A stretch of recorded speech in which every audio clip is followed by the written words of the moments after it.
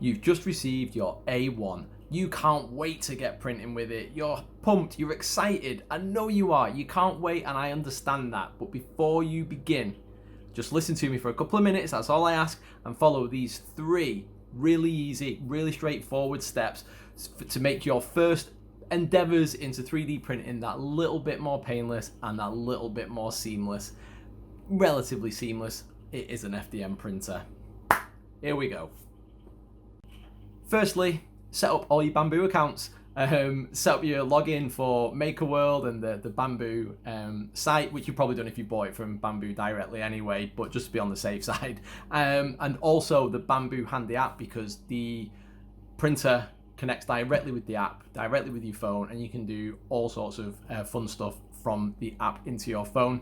I hadn't installed it first. I had started downloading it as I was putting the printer together.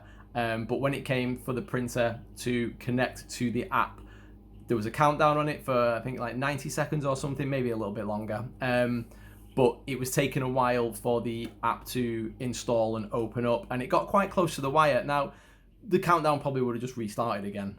But when you're setting something up for the first time, you don't really want that extra little bit of stress if you absolutely don't need that extra little bit of stress. It all went through and it worked fine, but if I was to do it again, I would definitely have that app installed and open before I started even unboxing the printer. Secondly, part of the instruction manual asks you to remove the Y-axis cover and then put a few screws in to get everything set up nice and tight, nice and fixed, ready for printing.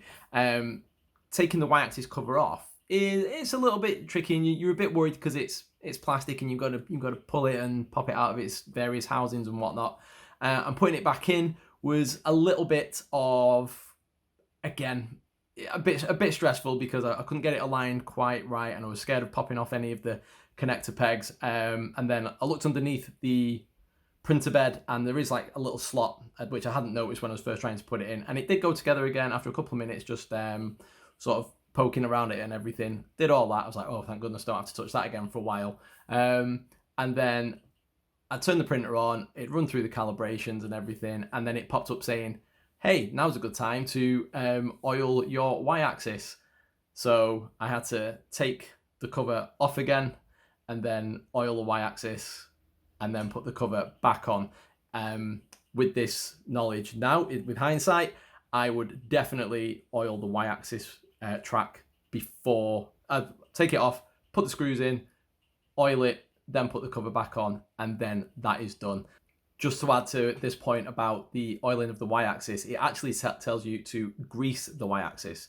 This is the a grease packet that you get with the printer. There is directions on the Bambu Lab instructions for oiling up, for greasing up the Y-axis, to say that they've had loads of feedback saying that the grease was attracting dust and causing clogs and all sorts of stuff. So they recommend using lubricating oil, which you also get in the pack for that task. And also you can use WD-40 for it as well. Just thought I'd add that bit in. And finally, load your spool. I don't mean physically putting the filament on. I mean telling the app and telling the printer what it is. I think this made a difference to my print. The first print I did, this little one here, and if I've not been too lazy, I may have got a little bit of B-roll for this as well that should be on screen now. I was really happy with it. You know, I thought, yeah, it came off really fast. I think it was 15 minutes from hitting play to popping it off the print bed. I was looking at it and I was like, yeah, it looks good. It looks fine. I've never seen one of these in real life before. I've never held one before. But there were a few little issues with it. You know, it's not perfect. And I was like, oh, well, maybe that's just the model, mate. It's only testing the printer out. You're not expecting to get anything amazing out of it. And then I was just looking through the app and just seeing what was what, seeing what sort of information it has in there. And I realized that I hadn't told it what filament was loaded onto it. So I clicked on, and this is just PLA Basic Red from Bambu Labs. I told the printer what it was, and I ran another Benchy. To be fair, it is a slightly different file. I probably should have run the exact same one, but there are a couple built into the printer. And this one is so much better, damn near perfect. You know, you can see there's like that, the little box at the back's a little bit skewed, a little bit wobbly, and on this one it's just absolutely spot on. It's just much better overall, and I do believe that's because I told the printer what the filament was rather than it just not having a clue and just using whatever base settings are in there. So that's definitely something to bear in mind as well. Like I say, I probably should have run the same one off again just to weigh them up side by side, but I didn't because it's not a scientific experiment. I'm just excited to be using my new Bambu A1. So there we have it, my 3 top tips for getting started with your A1. I would imagine these are pertinent for an A1 Mini as well, but you know, is what it is. They're essentially the same, I believe, but I'm only really talking from the perspective of having an A1. Yeah, I'm really enjoying it. Hopefully I'm going to be doing loads more videos about the printing because I just seem to be really excited about it at the moment. Like this morning, I printed off this little scraper box for scraping all the excess bits of plastic off the bed, and that was loads of fun. It's just, yeah, it feels great. My kids are really interested in it already, which is great. Asking for all sorts of things, and they've even asked for their own, but they're 5 and there's no way they're getting their own printer yet. Not a chance.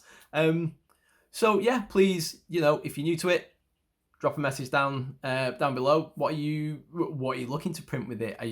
If you're watching this channel, there's a good chance you're probably interested in miniatures and wargaming and Warhammer and whatnot. You're looking at doing things for that. I'm thinking maybe some terrain bits, maybe going a bit old school and see if I can plot off some of the old style spiky ball cactus things from 2nd edition and Rogue Trader and everything. Just terrain, I'm thinking, really. If you're here because you're just getting a printer and you're not into wargaming, what sort of things are you looking at printing? Are there any tips that you want to share below? I could maybe amalgamate some and put them into another video.